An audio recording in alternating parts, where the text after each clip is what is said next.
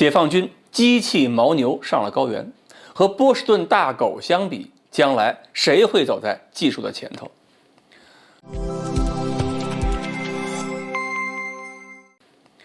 各位网友，大家好，我是罗小飞。这两天呢，央视播报节目的时候啊，就显示了我们的部队正在高原测试一种电动四足机器人，号称叫做机器牦牛嘛。牦牛的作用大家都明白，高原山地不方便通车的时候，牦牛就是一个很好的载重的运输工具。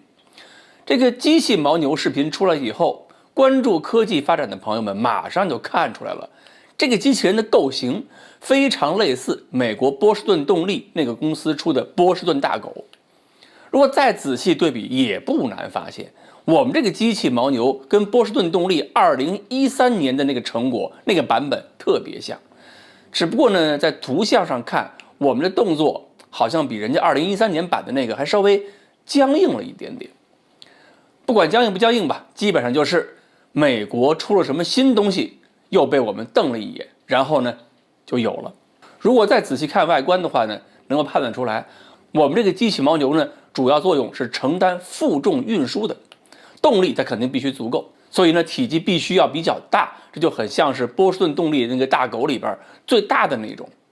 波士顿那个大狗里边体积比较大的是2009年开始研制完成，2009年1月，波士顿动力完成了一个上传视频，显示他们的机器人负重行动，并且呢很难踹倒，在冰面行走的时候，好几次几乎滑倒情况下，他们也能自动保持平衡。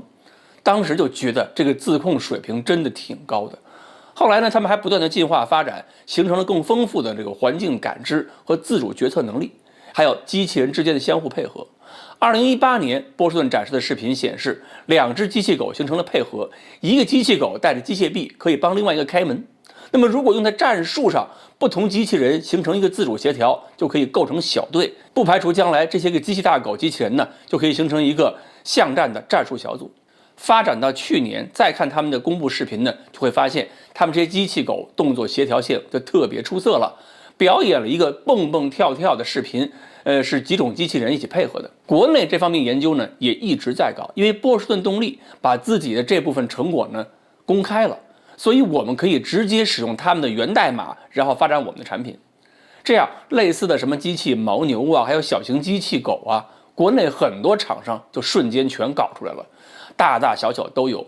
至于说控制水平呢，小型机器狗我们也能做到来一个后空翻，然后稳稳落地，说明已经缩小了和波士顿动力的差距。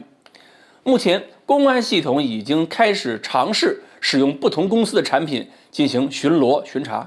在展览会上还出现过就是真的警犬看不惯机器狗还吵起来了。现在这个领域参加竞争的厂商非常多，多少有点当年玩直升机那个势头，就是国外一个概念出现，国内的各个科研单位和高校就全都能扑上去，争取率先拿出产品可以争夺市场。可能先进性方面大家暂时都不能跟波士顿比，但是这种铺开的竞争，严重的内卷，说不定哪一天我们这些个科研厂商院校就能把这种机器大狗做成白菜价了。而且呢，对波士顿动力来讲，他们很多研究是在搞一些前瞻性的技术发展研究，有些功能和性能可能是非常先进，但是未必是客户马上就用得上的。比如那段舞蹈吧，在台上炫耀技术确实不错，但是战场上你让机器大狗跳舞，跳得再好看，也不如机器牦牛背上2个反坦克导弹更有用。所以呢，我们要干的就是把他们的成果消化以后向实用进行转化。这次解放军测试机器牦牛，将来会不会上战场还不能下结论。我们这个机器牦牛距离高原作战环境要求可能还有差距呢。但是这种测试活动表明，我们能够给这类技术提供更大的民用和军用市场，而市场和科研形成了互动，后续发展过程中动力就会特别充足。加上国内呢，在自动控制和人工智能领域底子本来就不弱，很有可能经过若干年发展，我们会后来居上。波士顿动力最近几年呢，还在搞双足直立行走机器人，现在也搞得能够上蹿下跳、翻跟头跳舞，很灵活了。但是这个双足直立机器人好像也被国内很多科研机构盯上了。再过几年，恐怕台湾方面又要嚷嚷，无奈共军又高达。好，关于国内测试的这个自主机器人和美国的相比是一个什么水平。今天呢，我们就聊到这里，欢迎大家继续关注我们的栏目，我们下期再聊。